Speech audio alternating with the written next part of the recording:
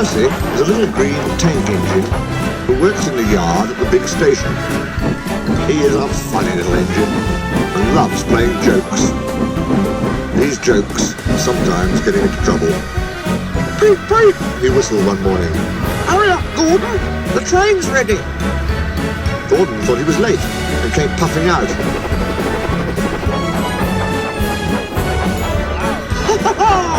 Laughed Percy and showed him a train of dirty coal trucks. Gordon didn't go back to the shed. He stayed on a siding thinking how to pay Percy out. "Stay in the shed today," squeaked Percy to James. "The Fat Controller will come and see you."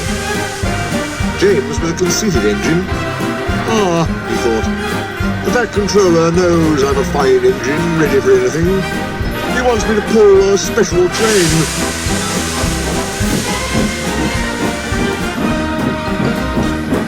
So James stayed where he was, and nothing his driver and fireman could do would make him move.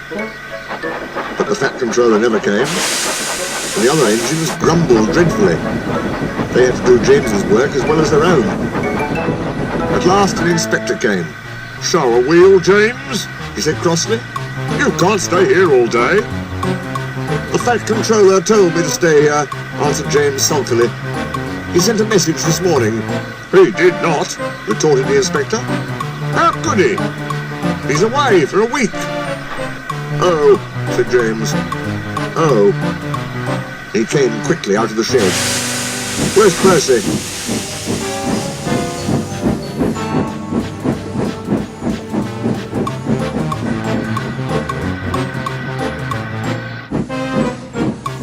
Percy had wisely disappeared.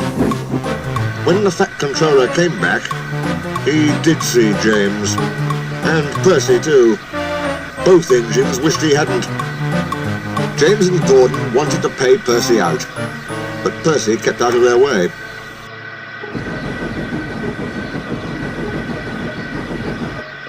"I say, you engines," he bubbled, "I have to take some trucks to Thomas's Junction. The Fat Controller chose me specially. He must know I'm a really useful..." "More likely he wants you out of the way," grunted James. But Gordon gave James a wink. Ah, yes," said James. "Just so. You were saying, Gordon?" "James and I were just speaking about signals at the junction. We can't be too careful about signals. But then I needn't say that to a really useful engine like you, Percy." Percy felt flattered. "Oh, of course not," he said. "We had spoken of backing signals," put in James. "They need extra special care, you know. Would you like me to explain?" "No, thank you, James," said Percy airily. "I know all about signals." And he bustled off importantly. James and Gordon solemnly exchanged winks.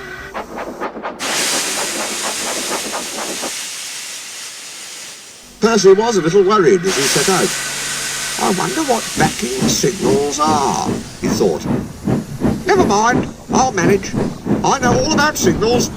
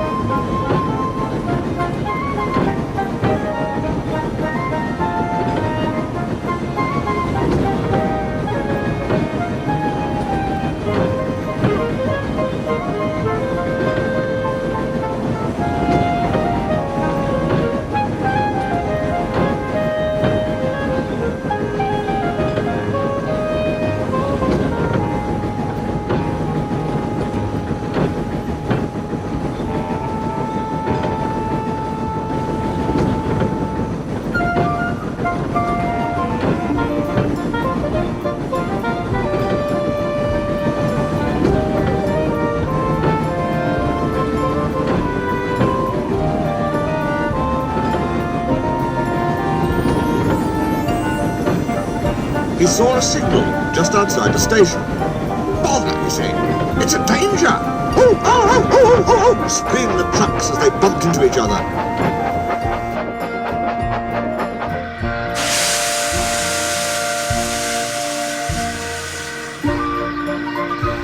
Presently the signal moved to show line clear. Its arm moved up instead of down. Percy had never seen that sort of signal before. He was surprised. Down means go, he thought. Up means stop. So upper still must mean go back. I know. It's one of those backing signals. How clever of me to find that out. Come on, Percy, said his driver. Off we go.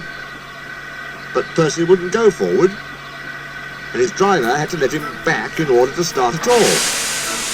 I am clever, thought Percy. Even my driver doesn't know about backing signals. And he started so suddenly, the truck screamed again. Whoa, Percy, called his driver. Stop!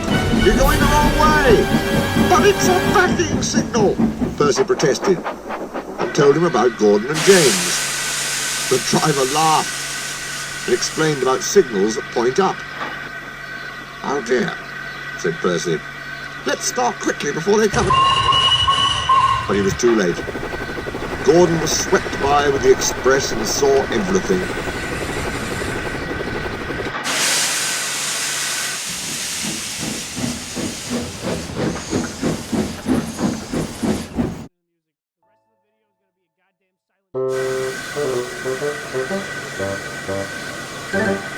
The big engines talked about signals that night. They thought the subject was funny. They laughed a lot. Percy thought they were being very silly.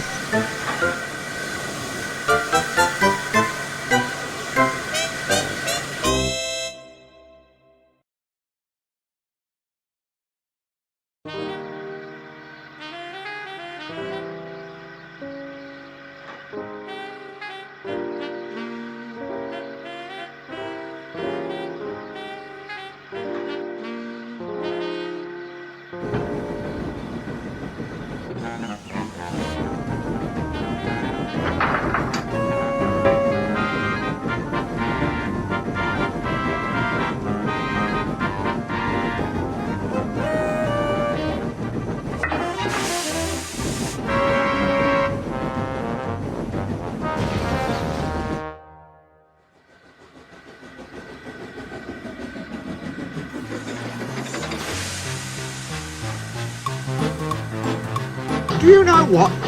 Asked Percy. What? Grunted Gordon. Do you know what? Silly, said Gordon crossly. Of course I don't know what, if you don't tell me what is. The Fat Controller says that the work in the yard is too heavy for me. He's getting a bigger engine to help me. Rubbish, put in James. Any engine could do it, he went on grandly. If you worked more and chattered less, this yard would be a sweeter, a better, and a happier place. Percy went off to fetch some coaches. That stupid old signal, he thought. No one listens to me now. They think I'm a silly little engine and order me about. I'll show 'em.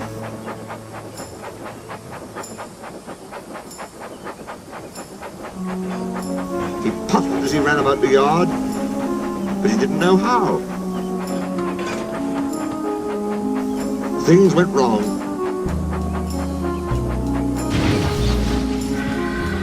The coaches and trucks behaved badly.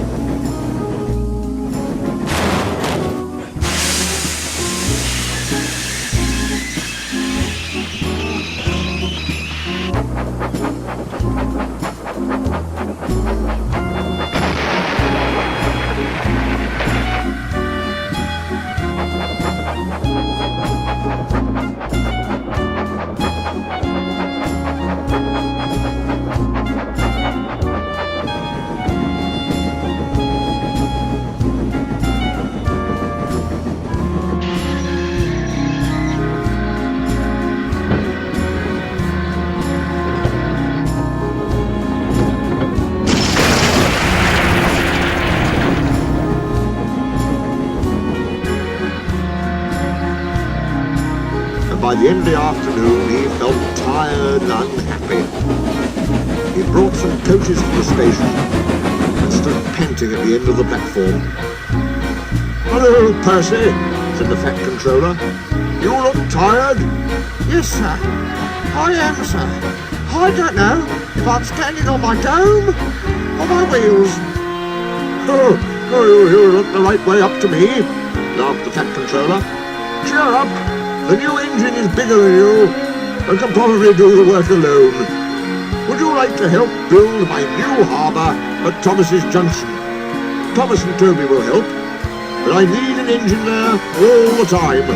"Oh, yes, sir. Thank you, sir," said Percy happily.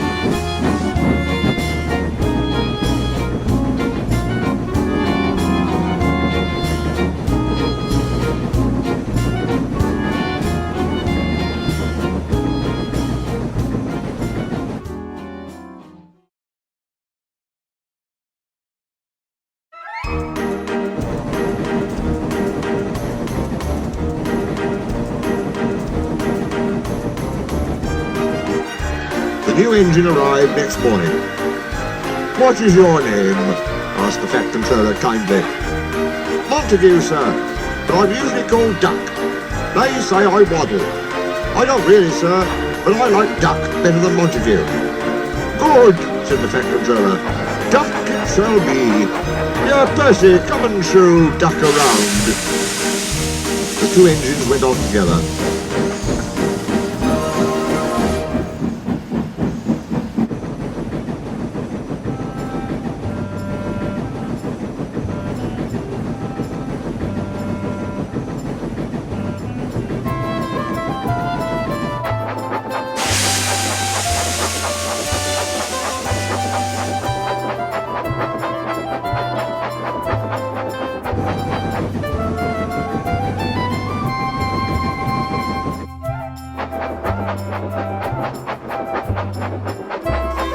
At first the trucks played tricks, but soon found that playing tricks on Duck was a mistake.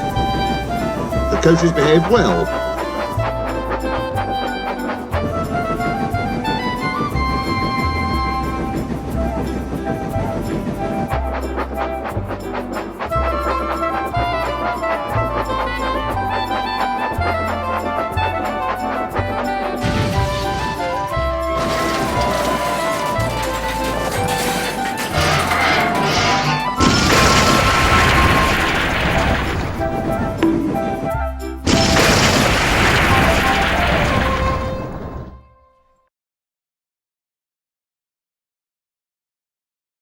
Though James, Gordon and Henry did not.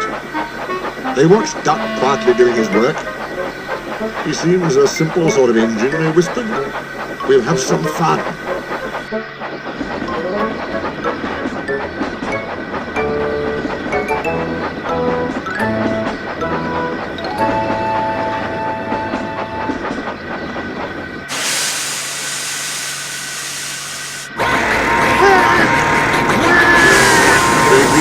As they passed him. Percy was cross, but Duck took no notice. "I'll get tired of it soon," he said. "Do they tell you to do things, Percy?" he asked. "Yes, they do," answered Percy sadly. "Right," said Duck. "We'll soon stop that nonsense." He whispered something. "We'll do it tonight." The Fat Controller had had a good day. There had been no grumbling passengers, all the trains had run to time, and Duck had worked well in the yard. The Fat Controller was looking forward to hot buttered toast for tea at home. He had just left the office when he heard an extraordinary noise.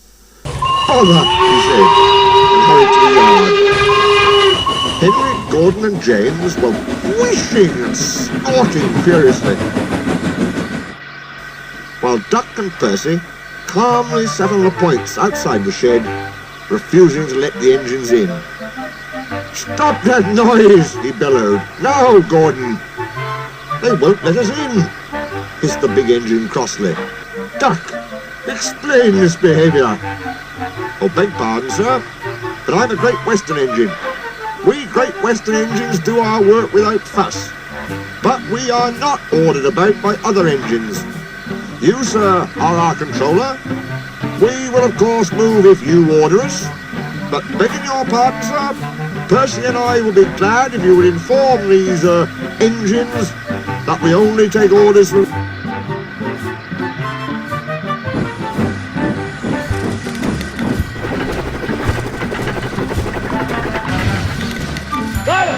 Percy and Duck, I am pleased with your work today, but not with your behaviour tonight. You have caused a disturbance. Gordon, Henry and James sniggered. They stopped suddenly when the Fat Controller turned on them. As for you, he thundered, you've been worse. You made the disturbance. Duck is quite right. This is my railway, and I give the orders. When Percy went away, Duck was left to manage alone. He did so easily.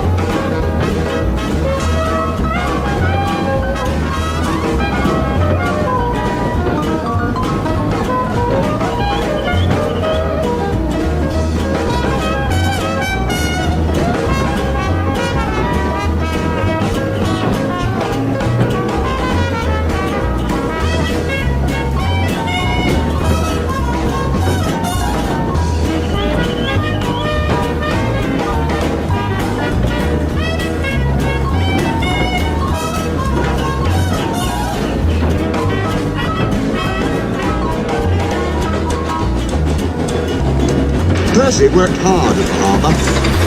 Toby helped, but sometimes the loads of stone were too heavy, and Percy had to fetch them for himself. Then he would push the trucks along the quay to where the workmen needed the stone for their building. An airfield was close by, and Percy heard the aeroplanes zooming overhead all day. The noisiest of all was a helicopter. One day, Percy stopped near the airfield. The helicopter was standing quite close. "Hello," said Percy. "Who are you?" "I'm Harold. Who are you?" "I'm Percy. What whirly great arms you've got!" "They're nice arms," said Harold, offended. "I can hover like a bird. Don't you wish you could hover?" "Certainly not. I like my rails, thank you." "I think railways are slow," said Harold in a bored voice. "They're not much use, and quite out of date."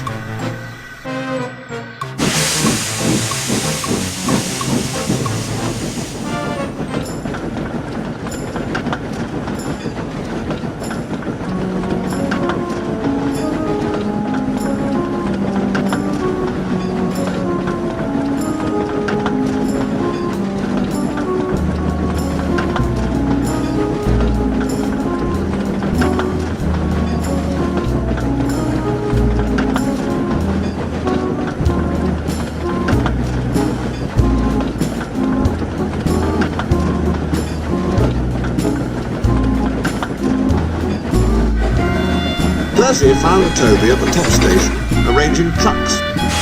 "I say, Toby," he burst out, "that Harold, that stuck-up whirlybird thing, says I'm slow and out of date. Just let him wait. I'll show him." He He collected his trucks and started off, still fuming.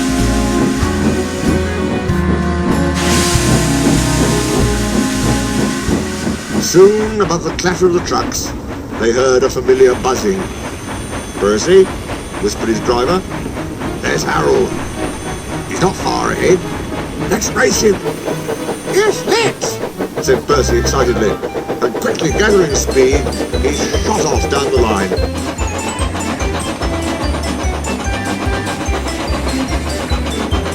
Percy had never been allowed to run fast before. He was having the time of his life. "Hurry, hurry, hurry, hurry, hurry," he panted to the trucks. We don't want to, they grumbled, but it was no use. Percy was bucketing along with flying wheels, and Harold was high and alongside.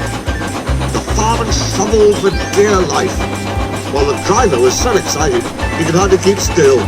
"Well done, Percy," he shouted. "We're gaining! We're going ahead! Oh, good boy! Good boy!"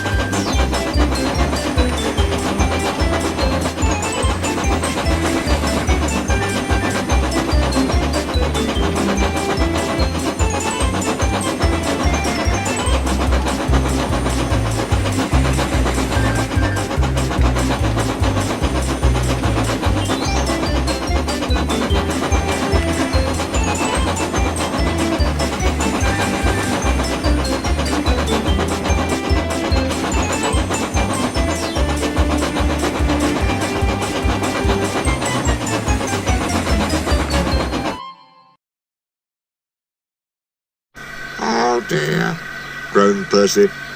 "I'm sure we've lost." The fireman scrambled to the cab roof.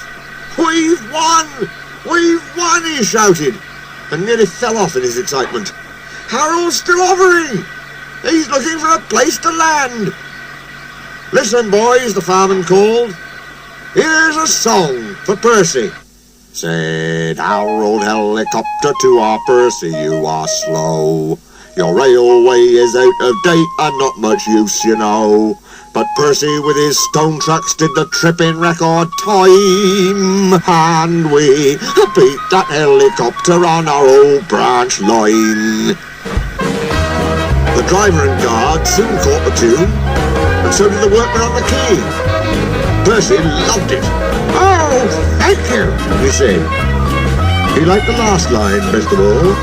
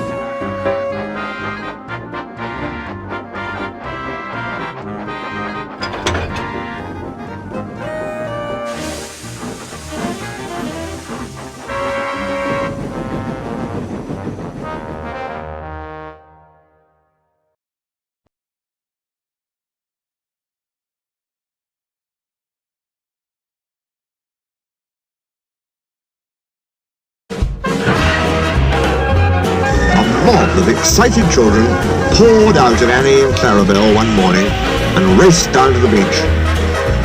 "They're the Vicar's Sunday School," explained Thomas. "I'm busy this evening, but the station master says I can ask you to take them home." "Of course I will," promised Percy.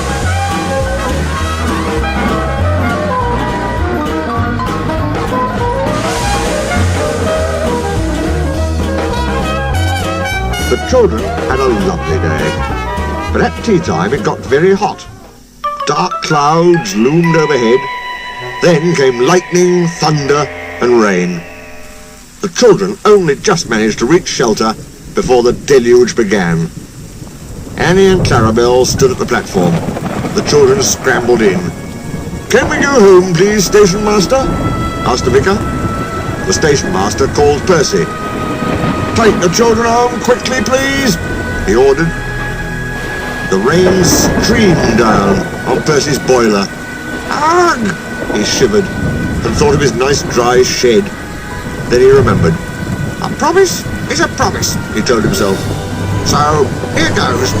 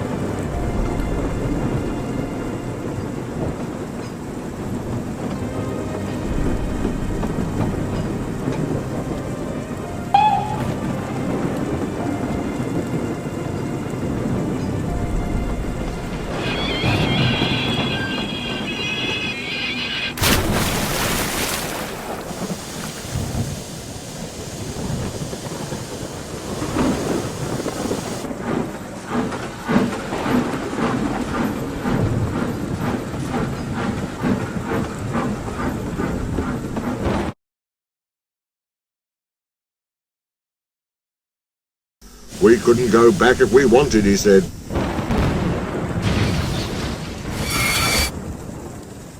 The fireman went to the guard's van carrying a hatchet. "Hello," said the guard. "You look fierce.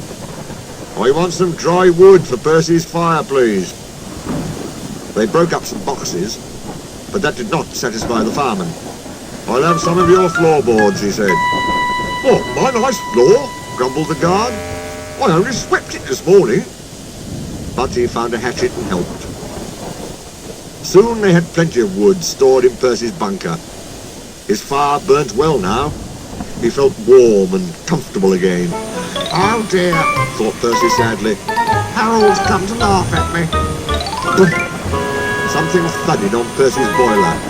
"Oh!" he exclaimed in a muffled voice. "That's really too bad. He needn't throw things." His driver unwound a parachute from Percy's indignant front. "Harold isn't throwing things at you," he laughed. "He's dropping hot drinks for us." They all had a drink of cocoa and felt better. Percy had steam up now. "Beep, beep, thank you, Harold," he whistled. "Come on, let's go."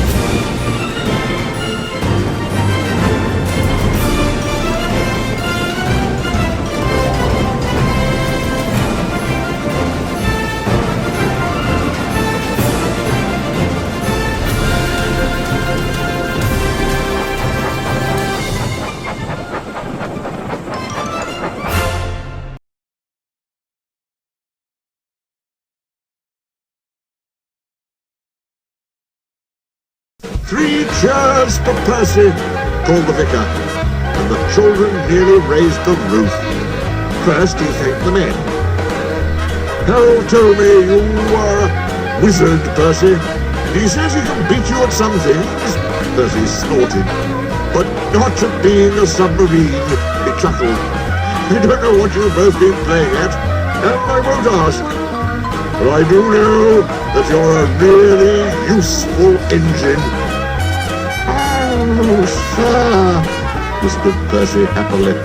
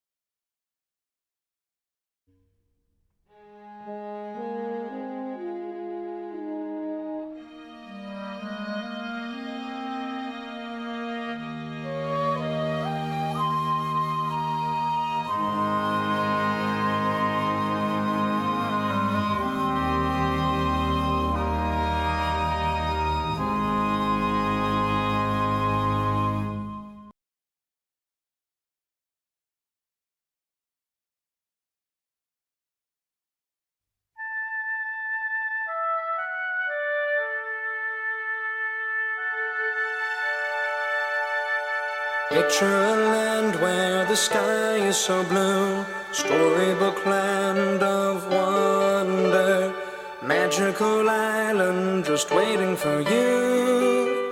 Island of Sodor will make your dreams come true. Imagine a place where the sun always smiles, the valleys are green as can be. The friends that you love are waiting for you. Island of Sodor, make your dreams come true. Children, follow the dream to a land of make-believe.